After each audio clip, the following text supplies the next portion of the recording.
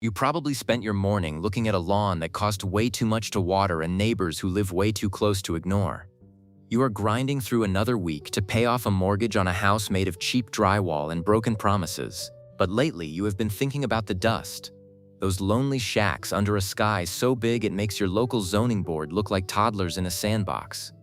You are not alone. There is a quiet exodus of men over 55 trading lawnmowers for solar panels and water tanks. They are heading to the high desert for absolute, unfiltered silence.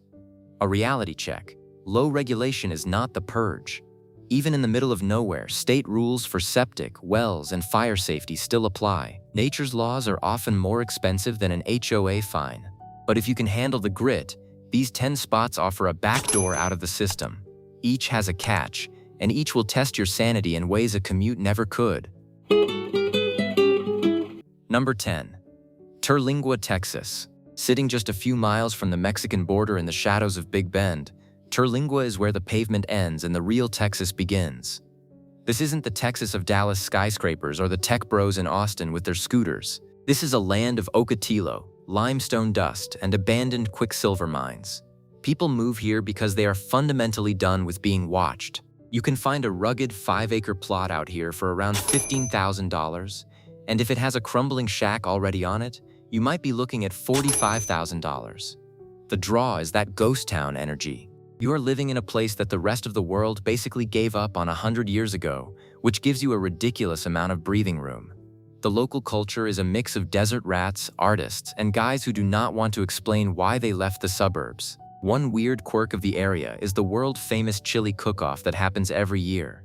It brings in thousands of people who drink way too much beer, and then, just as quickly, the desert swallows the noise and goes back to total silence. Imagine sitting on a porch made of local stone, watching the stars come out while you listen to a coyote howling at something 5 miles away. There is zero light pollution, zero traffic, and nobody cares if you haven't mowed your weeds since the Bush administration. Now, for the part where the desert sends you the bill. Water hauling is a lifestyle here, not an elective. You will become a self-taught expert in rain catchment and tank capacity, or you will simply run out.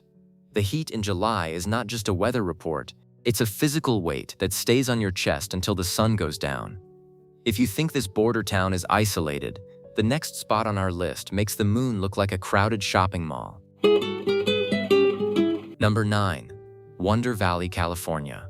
Just east of the trendy, overpriced Joshua Tree, there is a place called Wonder Valley where the influencer crowds finally get lost and the real Mojave takes over. In the 1950s, the government gave away small 5-acre plots here for free under the Small Tract Act, provided you built a little shack on it. Thousands of people took the deal, realized living in the desert was actually brutal, and checked out. Today, those little Jackrabbit cabins are the ultimate high desert escape for anyone with a toolkit and a dream. You can often find one of these historic shacks on a few acres for around $65,000, though prices are creeping up as people realize the suburbs are a mental trap. The zoning here is rural and relatively relaxed, though San Bernardino County still has plenty of hoops to jump through that will keep you busy at the permit office. The appeal is the sheer, flat emptiness. You can see for 20 miles in every direction, which means you can see an Amazon delivery truck coming from a mile away. Not that they will ever find your driveway without a struggle. It is the kind of place where you can park an old Airstream next to your shack and call it a guest house without a single neighbor reporting you to a city council that doesn't exist. There is a strange aesthetic here, with the valley littered with these tiny cabins in various states of decay, looking like a graveyard for mid-century dreams. Think about waking up to a sun that looks twice as big as it does in the city, with nothing but the sound of the wind hitting the creosote bushes. Here's the part Zillow doesn't show you. Most of these shacks are off-pipe, meaning no city water. You will be paying a guy to truck in water and pump it into your cistern while you pray his truck doesn't break down. Also, the sand gets into everything, your toaster, your bed sheets, and your electronics. It's a constant battle against the grit. If this Mojave vibe feels a bit too close to Los Angeles for your taste, the next spot is a massive expanse of Nevada where the only thing higher than the mountains is the level of privacy. Number 8. Elko County, Nevada. If you want to talk about the true high desert, you have to talk about Northeast Nevada. This is high-altitude, high-stakes living. We are talking about the Great Basin, where where the sagebrush plains are interrupted by 11,000-foot mountain peaks that look like they belong in a movie. You can buy 40 acres of raw land out here for $25,000, sometimes even less if you are willing to be 30 miles away from anything resembling a maintained road. The county is bigger than some eastern states and has a population that could fit into a single high school football stadium. This is the land of the no-code dream, though once you step outside city limits, you still have to deal with the state on things like sewage and well depths. People move to Elko County because they want to be the king of their own mountain. You can build a cabin, a bunker, or a barn, and as long as you are out in the unincorporated areas, the local government is usually too busy with the gold mines to worry about your deck height. One strange contrast is the Ruby Mountains nearby. They call them the Alps of Nevada, and they are full of mountain goats and glacial lakes, which feels incredibly weird compared to the dusty brown plains below. You'll be wearing a heavy coat in October as the first snow dusts the peaks, knowing that the nearest person who can tell you what to do is 100 miles away. The brochure version sounds great, but the real version has a winter that will test your soul. This is not the palm tree desert. It gets cold enough to freeze the coffee inside your mug while you are standing on the porch. If you do not have a massive pile of firewood or a reliable propane tank that actually gets delivered on time, you are in serious trouble. Also, the nearest grocery store might be a 3-hour round trip on gravel roads that turn into mud pits in the spring. Number 7. Taos County, New Mexico. Specifically, we are looking at the Mesa west of the Rio Grande Gorge. This is the birthplace of the Earthship, those weird, futuristic homes made of old tires, beer bottles, and rammed earth. Taos is a high desert plateau at 7,000 feet, surrounded by the Sangre de Cristo Mountains. Land on the Mesa is incredibly cheap, often around $3,000 to $5,000 an acre, because it is essentially a volcanic plain with zero utilities. The draw here is the community of outlaws and innovators. If you want to build something truly strange, this is the place to do it. The county has a long history of tolerating alternative structures, though they have tightened things up lately because too many people were building homes that were basically death traps. The vibe is a mix of old-world Spanish history and new-age survivalism. One weird thing about this mesa is the Taos hum, a low-frequency noise that some residents claim to hear, which has never been explained by science.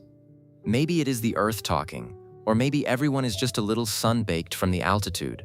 Picture yourself living in a house that stays 70 degrees year-round without a furnace, watching the lightning storms roll across the gorge. This is where the fantasy starts charging interest.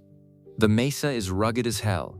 There are no power lines, so you are 100% solar. If the sun doesn't shine for 3 days, you're reading by candlelight.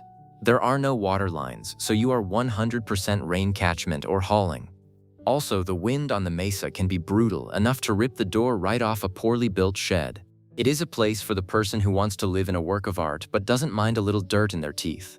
If New Mexico sounds too artistic, the next spot is the Nevada Plains, where the only thing that matters is how much ammo and water you have in stock. Number 6. Humboldt County, Nevada. This is the heart of the Big Empty. Located in northern Nevada, Humboldt County is where people go when they are done with the world and the world is done with them. You can buy 40-acre parcels here for about $20,000, and these are often perfectly square blocks of sagebrush and silence. The county is incredibly hands-off when it comes to rural land use. If you want to park a camper and live in it while you slowly build your desert fortress over 10 years, nobody is going to stop you with a clipboard. The landscape is dominated by vast dry lake beds and jagged mountains that look like they were drawn by a kid with a brown crayon. The local culture is pure libertarianism. People mind their own business and expect you to do the same. Be honest, would you rather have no HOA and no target, or keep the target and keep the HOA letters? If you chose the target, you should probably stop the video now. A strange detail about this area is that it's home to some of the largest gold mines in the world. While you are living in a shack and counting your pennies, there are billionaires moving entire mountains just over the horizon. You might find yourself sitting on a lawn chair in the middle of a dry lake bed at midnight, where the stars are so bright you can see your own shadow. There is no sound. None. It is a sensory deprivation tank that costs less than a new truck. Now, the ugly part. The alkaline dust here is no joke. It is a fine white powder that gets into your lungs and eats the paint off your vehicle. Also, The groundwater in some areas can be hit or miss, and sinking a deep well is a massive financial gamble that could leave you with nothing but a very expensive dry hole in the ground. Number 5. Apache County, Arizona. Up on the Colorado Plateau in northeast Arizona, Apache County offers a different kind of high desert experience. It is high, dry, and surprisingly affordable. You can find 10 to 40 acre plots near places like St. John's or Concho for around $1,000 an acre. This is checkerboard land, a mix of private and public sections that feels like a maze of freedom. The county is known for being relatively friendly to off-grid builders and homesteaders. You see a lot of yurts, tiny homes, and creative shacks out here that would be illegal in any city with a functioning building department. The appeal is the climate. It is cooler than the Phoenix furnace, but still offers that wide-open desert feel. One memorable detail is your proximity to the Petrified forest, where the trees turned to stone millions of years ago. It's a pretty blunt reminder that the desert doesn't care about your 50-year retirement plan. You might imagine yourself growing a small garden in a greenhouse you built from reclaimed windows, using solar power to run your Starlink so you can watch the world collapse from a safe distance. That sounds romantic until the water truck is late. The soil here is often malpays or volcanic rock, which makes digging a septic tank or a foundation feel like you are trying to punch a hole through a brick wall. Also, the wind here can be a relentless driving force that will test every screw and bolt in your house. It is a place for the patient person who knows that anything worth building takes time and a lot of elbow grease. Number 4. Socorro County, New Mexico. Located south of Albuquerque, Socorro County is where the high desert gets serious. This is the land of mesas, canyons, and the Rio Grande Valley. You can find remote 20-acre plots for $15,000, and the building requirements in the unincorporated areas are minimal compared to the nightmare of the coast. This is a place for the true loner. The landscape is a palette of reds, oranges, and purples, and the weather is a constant drama of sun and storm. People move here because they want to stretch their dollar until it screams. Your property taxes will be negligible, and your nearest neighbor might be a 3-mile hike away. The strange detail here is that Socorro is home to the Very Large Array, those massive satellite dishes you saw in the movie Contact. It's a weird feeling knowing you're off-grid while some of the most advanced technology on Earth is listening to the stars in your backyard. You'll wake up to a view of the Magdalena Mountains, knowing that your mortgage is zero and your stress level is even lower. Now the part where the desert sends you the bill. The isolation is real. If you need an ambulance, you better have a helicopter on speed dial and a very lucky star. The local economy is struggling, so do not expect to find a job at the local diner. You either bring your own income or you learn to live on very, very little. If you think Socorro is remote, wait until you see the Utah desert where the land is so salty nothing but your grit will survive. Number 3. Box Elder County, Utah. Most people think of Utah as ski resorts and clean-cut suburbs, but the western half of Box Elder County is a different world entirely. This is the Great Salt Lake Desert Fringe. It is a land of vast white salt flats and rugged barren mountains that look like they belong on another planet. You can find large tracts of land here for surprisingly low prices because, frankly, most people think it is uninhabitable. But for the man who wants to be left alone, that is a feature, not a bug. The county oversight in these remote western reaches is almost non-existent. If you want to build a bunker out of shipping containers and cover it with desert gravel, nobody is going to come by with a clipboard. One historical detail is that this is where the Golden Spike was driven, completing the first transcontinental railroad. You can still see the old grades cutting through the sagebrush like scars on the land. You could be on a dirt bike, riding for 50 miles in a straight line without seeing a single fence or a no trespassing sign. The real version has dust in the wiring though. The salt is in the air, it is in the dust, and it will rust your truck from the inside out in about 6 months if you don't wash it constantly. Also, the water is often brackish or non-existent, meaning you are 100% dependent on what you can haul in. It is a brutal, beautiful landscape that will either make you a philosopher or drive you crazy by the time winter hits. Number 2. Harney County, Oregon. People forget that 2/3 of Oregon is actually a high-altitude desert. Harney County is the biggest county in the state and one of the most sparsely populated in the lower 48. This is the Oregon Outback. You can buy a 40-acre parcel in the shadow of Steens Mountain for around $35,000. The draw here is the sheer epic scale of the land. It is a place of massive cattle ranches, hidden hot springs, and a culture that is fiercely protective of its land rights. The building codes in the rural areas are far more relaxed than the nightmare you find in Portland or Eugene, where you basically need a permit to breathe. People here live by the seasons and the weather, not the 24-hour news cycle. One strange piece of history is the Malheur National Wildlife Refuge, the site of that famous standoff a few years ago. It tells you everything you need to know about how the locals feel about federal overreach. You might find yourself sitting in a natural hot spring on your own property, watching a herd of wild horses run across the horizon while the sun sets behind a volcanic rim. The catch: Harney County is huge and the services are tiny. Burns is the only real town, and if you live an hour outside of it, you are truly on your own. The winters are long, gray, and cold, and the loneliness can be a physical weight if you aren't prepared for it. If you think Oregon is the final frontier, the last spot on our list makes remote look like a suburb of Chicago. Number 1. Lander County, Nevada. Welcome to the center of the Great Basin. Lander County is where the spirit of the Old West went to hide from the 21st century. Whether you are in Battle Mountain or the tiny town of Austin, you are in a land of high peaks and endless sagebrush. You can buy 20 acres of desert here for under $15,000, and the shacks you find are often rugged, functional, and built by men who didn't care about a level line or a zoning permit. The county is extremely hands-off when it comes to what you do on your rural acreage. This is the place for the person who wants to disappear entirely. There is no nightlife, no luxury, and no pretense. The local economy is built on mining and ranching, and if you aren't doing one of those, you better be good at fixing your own solar inverter at 2 a.m. One weird detail is the town of Austin itself. It was once a booming silver town with 10,000 people.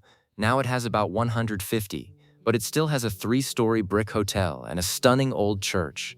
It is a town that forgot to die. You might find yourself sitting in a diner in Austin, eating a burger and talking to a guy who hasn't been to a city in 20 years, realizing that you finally found the exit ramp. The catch? Everything is a struggle. Getting fuel is a struggle. Getting internet that doesn't drop out every time a cloud passes is a struggle. Getting a doctor is an all-day event. It is a place that demands everything from you: your sweat, your patience, and your mechanical skills. In a world that is obsessed with being connected, Lander County offers the ultimate luxury of being completely, gloriously disconnected. It is not for everyone. It is not easy, and it is definitely not a vacation. But for the right man, it is the only place left in America where the dust on your boots belongs to you and no one else. Out here, you don't just own land, you own your time again.